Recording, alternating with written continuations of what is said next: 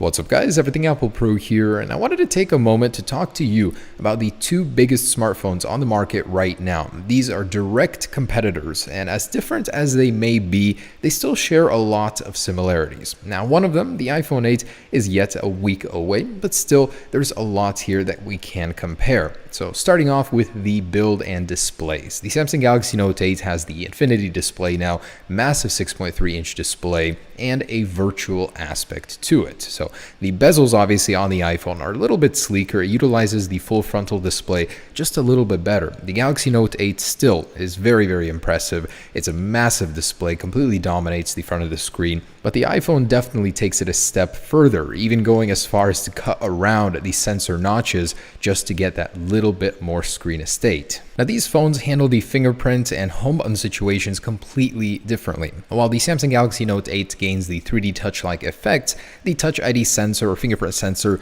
now goes on the back in a very inconvenient location. Apple saw this problem and they completely replaced it with Face ID, as far as we know. The Galaxy Note 8 has iris scanning. The iPhone 8 will have facial recognition with 3D modeling, taking that a step further. In fact, it's 2 years ahead of the competition in that aspect. Now, I have been using the Galaxy Note 8 for a good while now, and although it is a fantastic phone, for me personally, there isn't enough to differentiate it from the Samsung Galaxy S8 and S8 Plus. The stylus is cool, but it's just not enough. While the iPhone 8 will be a completely new platform, something that Apple hasn't done before, this is a step in a completely new direction. So we're expecting a lot of change from this one. Both of these phones do have a very similar build. We've got glass on the front and back with a metal border. While the iPhone will have a stainless steel border, the Samsung Galaxy Note 8 has an aluminum one. Both do share wireless charging capabilities, while the iPhone is rated at half the charging speed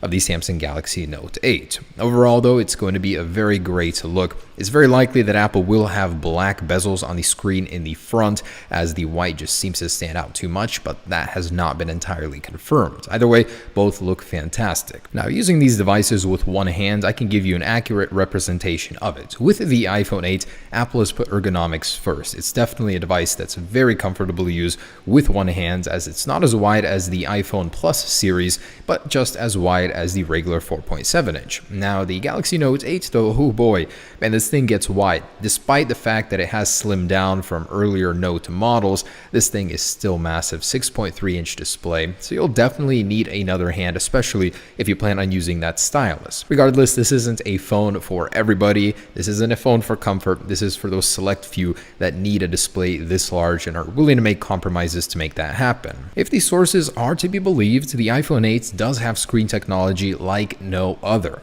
completely on a different level with the Note 8. Yes, the OLED panel is made by Samsung, but there are several technologies that will separate it. For one, ProMotion, a 120Hz display shared with the iPad Pro, Apple just released. That is a very impressive screen technology, and supposedly it will have an always-on True Tone display, which could be possible with sensors embedded into the top sensor bar. So these two screen technologies will put it in a league of its own when it comes to display. And moving on to the cameras, both have a very interesting camera design here. The Galaxy Note 8 looks like an Android robot, and the iPhone 8 looks like a traffic light. So with those unique camera designs, both will have some unique camera technologies as well.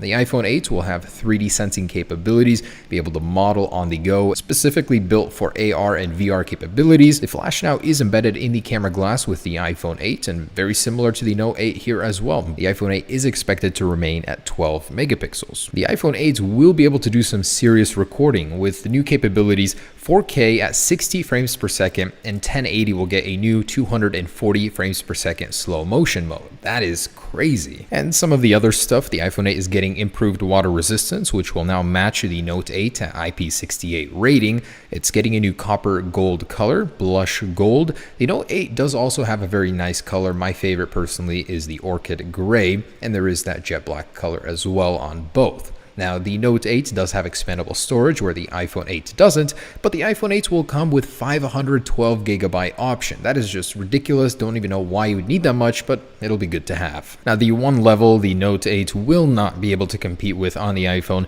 is the processor speed. In my speed test, the iPhone 7 Plus currently keeps up pace with the Note 8. The iPhone 8, it's transitioning to 10nm processor structure, is going to completely crush it in my opinion. We'll definitely have to see, but man, what a tough battle between these phones. They're very similar in a way, very different in another. I just can't wait to get my hands on both of them and see how they compare. Either way, props to both companies. The Samsung Galaxy Note 8 is a fantastic looking device, the iPhone 8 as well. Hope you guys enjoyed the video. Stay tuned for the official comparison. Peace.